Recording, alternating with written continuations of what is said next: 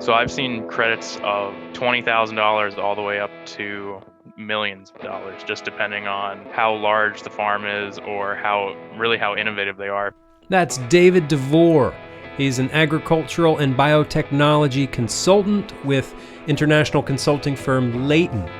This is the Lancaster Farming Industrial Hemp Podcast. My name is Eric Herlock, and today I will talk to David De Vore about a research and development tax credit that hemp farmers could be taking advantage of based on the work that you're already doing. We'll talk about how to take advantage of this tax credit and what sorts of research and development makes you eligible. But first, a word from our sponsor, and then a few nuggets of hemp news.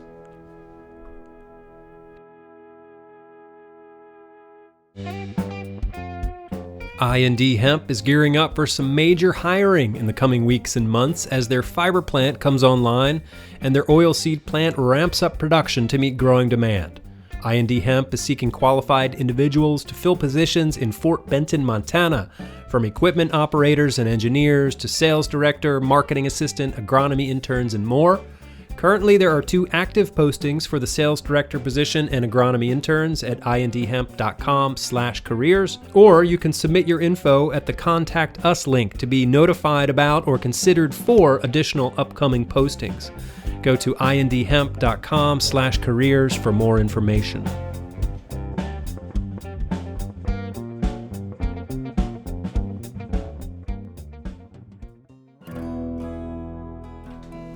All right, just a few nuggets of hemp news this week. Here's one from hempgrower.com. It says the U.S. Hemp Roundtable is seeking an amendment to remove the in-state manufacturing requirement from New Hampshire's CBD bill. The Roundtable is calling on legislators in the Granite State to amend House Bill 272, which requires any CBD product containing CBD to have been manufactured in New Hampshire. The Roundtable says that this is burdensome, and such restrictive requirements stifle the free market and deprive New Hampshire citizens of beneficial products. Yeah, right. And isn't New Hampshire the live free or die state? So, all right, come on, New Hampshire. Here's some news from California from Hemp Industry Daily. Headline reads, California backs off narrower THC testing window. California is backing off a plan to shorten the window for THC testing in hemp crops after farmers cried foul on changes that made the nation's largest cannabis market more restrictive than other states in terms of hemp production rules. California announced emergency changes Monday to extend the hemp harvest window from within 15 days after sampling to within 30 days. The longer time frame matches new national guidelines from the USDA. The national guidelines took effect in March, though states are given permission to enact tougher requirements. Come on, California, give those hemp farmers a break. Here's another one from Hemp Industry Daily. This says the U.S. EPA grants $100,000 to support Washington hemp bricks manufacturer. The story says that Earth Merchant, based in Vancouver, received one of 24 grants through the U.S. EPA's Small Business Innovation Research Program for its hemp-based ology bricks. The product is touted as a durable, lightweight, carbon-negative construction block made from industrial hemp that offers an alternative to conventional concrete-based construction bricks. Ology's bricks' thermal resistance and mechanical properties can improve a home or building's energy efficiency and indoor air quality, improving health outcomes for residents, according to the grant announcement. All right, and here's a story from Montana. Montana passes bill advancing hemp seed as animal feed. Montana Governor Greg Gianforte signed a bill on April 11th authorizing hemp food ingredients to be marketed as commercial feed. This is House Bill 396, and it could be a significant step forward in opening markets for the developing American hemp grain industry. Key features of the bill include a clarification that hemp seed food ingredients and substances derived from hemp are included in the definition of commercial feed. It provides authority for hemp for use as commercial feed for pets and horses, and includes feed use with other livestock, effectiveness contingent upon FDA DVM approval of hemp as an approved additive or defined ingredient in animal food or medicated feed for livestock. The bill passed nearly unanimously in the Montana legislature and had support from the Montana Farm Bureau, Montana Farmers Union, Montana Stock Growers Association, and the Montana Grain Growers Association. One of the sponsors of our show is R&D Hemp, and they are based in Montana, and they are an oilseed and fiber company. And I reached out to them to hear their thoughts on it. And yeah, obviously they're super psyched about this, and they give a lot of credit to Courtney Moran. She's the Chief Legislative Strategist from Agricultural Hemp Solutions. And they said that, without her help, that none of this would happen. So yeah, high five, Courtney. All right, here's a story from onwardstate.com, which is the Penn State University student blog. The headline says, "New hemp production class to teach students about cannabis industry, economics, and more." It's written by Renata Dual. The story says, a new class called Introduction to Hemp Production will be introduced to Penn State this fall. The course will provide students with an overview of the cannabis industry, including its history, laws, and production. The idea for the class started more than a year and a half ago. The rules of growing hemp have changed in the last 5 years, and many farmers around Pennsylvania started using it as a crop. Naturally, the university's Department of Plant Science began to study how to align themselves to help farmers and train students. After an extended discussion with Penn State's administration, the class was approved. All right, just one more. This comes from hempgrower.com. It says that hemp legalization in Idaho nears the end zone. A bill to legalize hemp is heading to the governor's desk for final approval in Idaho, which is the only state in the country where the crop is currently illegal. The law would also change the Idaho code to differentiate hemp from cannabis by amending Idaho's list of controlled substances to differentiate between hemp, which has no more than 0.3% THC. You got this, Idaho. You can do it. We're all pulling for you. All right, let's talk about tax credits for hemp farmers. David De Vore, welcome to the Lancaster Farming Industrial Hemp Podcast. Could you introduce yourself for us, please? Of course. So my name's David De Vore, like you mentioned. I'm actually a biotechnology and agricultural consultant here at Leyton, and I specialize in helping hemp farmers get tax credits for any research that they're doing. Oh, wow. Okay. Can you first sort of describe what Leyton is? I see from your website that it's a global innovation funding specialist, but what does that mean? Right. So what we do is we help companies that are innovating or producing new products or techniques really fund those endeavors through tax incentives. So what we do is we specialize in the research and development tax credit, and we do that in actually over 12 countries with over 32 offices. Oh, wow. Okay. And so what is this tax credit that hemp farmers can take advantage of? Right. So it's a very unique credit in the fact that it is a tax credit, and therefore it offsets income tax liability directly, dollar for dollar. And it was originally set in 1981 to reward companies that are innovative or that are developing new products, techniques, or softwares. And originally, it was pretty stringent back in 1981 when it was first in place.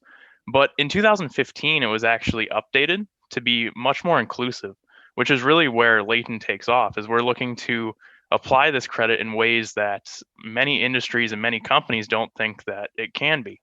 And the update in 2015 really made the credits pretty expansive for companies like hemp farmers, where if you're innovative, where if you're testing new strains, new techniques, irrigation techniques, things like that, you can qualify for this credit, and it can directly offset taxable income, or there's actually another incentive where it offsets payroll liability. Oh, wow. Okay.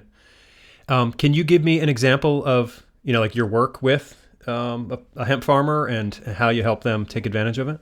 Of course. So it's actually a pretty easy process. So we start out with an initial call where we kind of get to know each other and we talk about what the company is doing.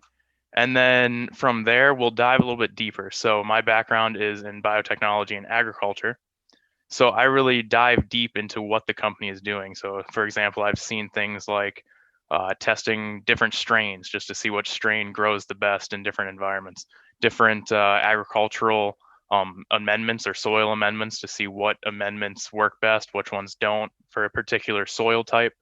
I've also seen different irrigation techniques, center pivot versus drip irrigation systems. And then of course, the probably one that everyone's doing, IPM, just different pest management solutions. Mm-hmm. And what I'll do is I'll speak with the technical team of the company identify what projects they're working on, and then I'll work with a tax specialist who we also have at Leyton, and we'll kind of develop this claim and substantiate the claim on what you're doing and how you're doing qualifies for the R&D credit. Okay. Is this something that farmers could take advantage of without help from Leyton? I mean, it's available to anyone, or like how would that work? It is available to anyone. It's a federal credit, so it's designed for any company to take advantage of as long as they meet the requirements. The only issue is that it is a pretty intensive credit. It has a lot of intricacies and the calculation methods are pretty difficult. And then there's also a technical component.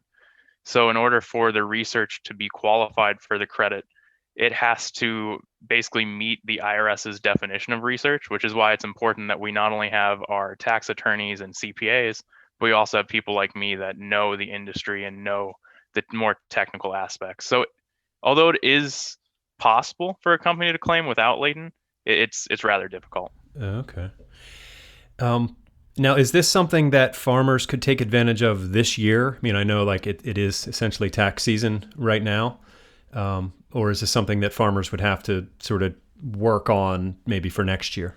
So we can, if a farmer hasn't filed their taxes yet, then we can definitely get started immediately and it will directly offset that tax liability. However, if they've already filed, we can actually amend and then include the research credit on an amended return, which allows us to actually go back 3 years. So we can take advantage of 3 years of research and development for the company. Mm-hmm. How much savings are we talking about here? It really depends on the amount of spend. So it can be extremely lucrative to just relatively lucrative, depending on how much a particular company is spending on R&D. Mm-hmm. So I've seen credits of $20,000 all the way up to millions of dollars, just depending on how large the farm is or how innovative they are. If you're growing 5,000 acres of different strains, potentially all of those acres can qualify just because if they're all being tested and they're all being grown with different techniques or different methodologies, Mm-hmm. then we could potentially include all of those expenses related to growing that crop. Okay. And then how does Leyton sort of monetize that? Is it a percentage of the refund or is there just flat fees or how does that work? Well, that's actually the really cool thing about Leyton is we charge a contingency fee, so it's based on the credit identified. So if we don't identify any credit, we don't charge you anything.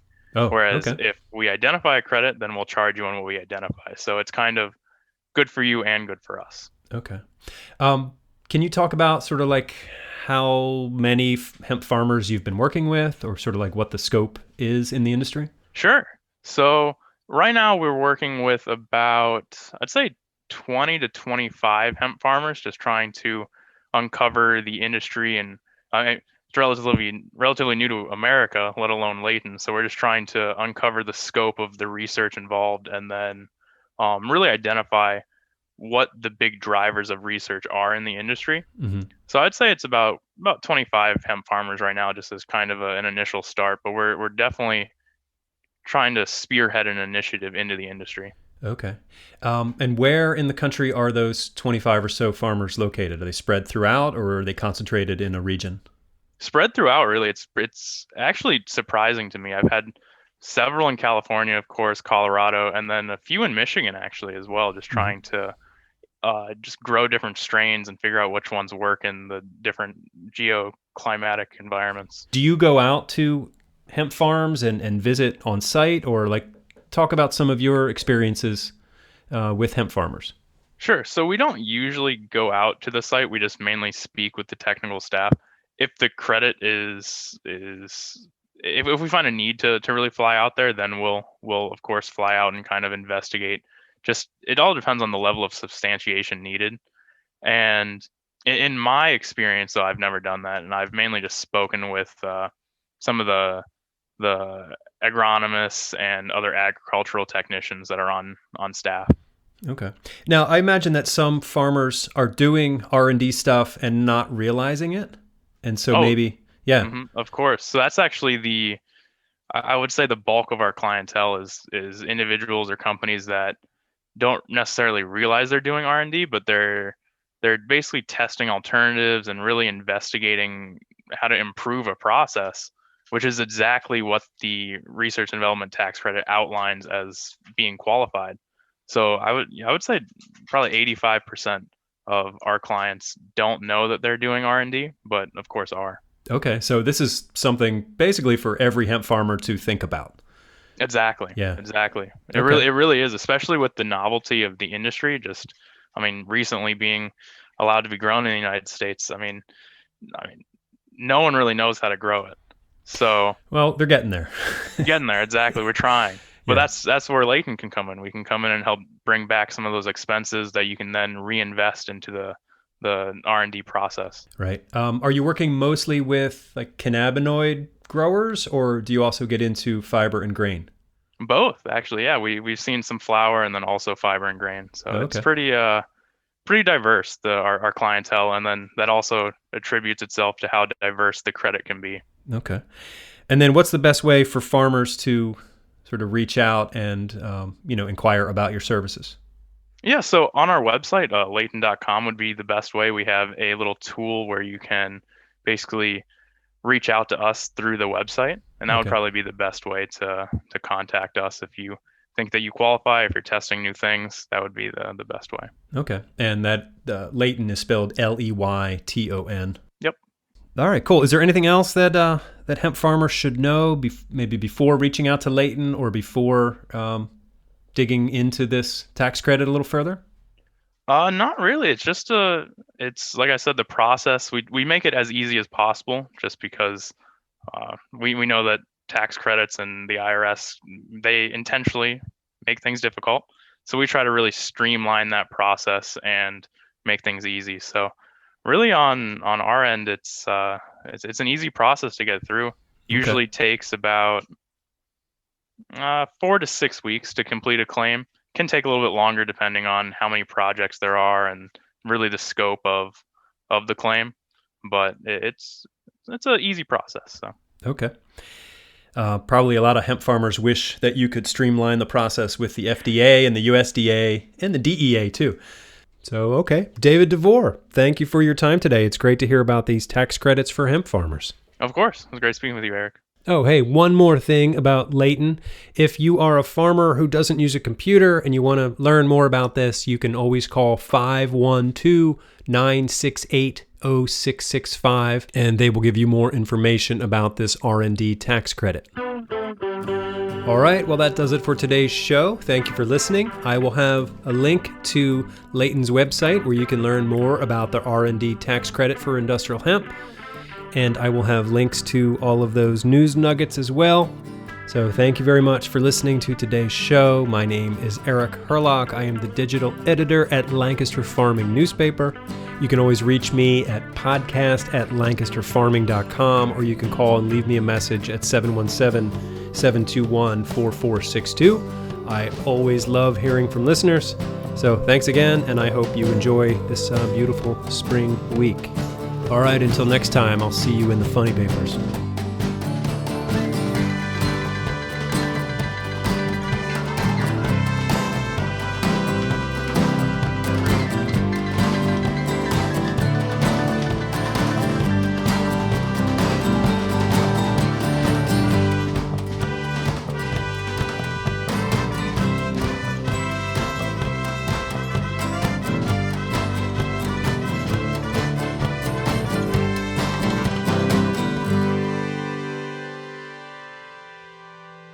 Industrial hemp.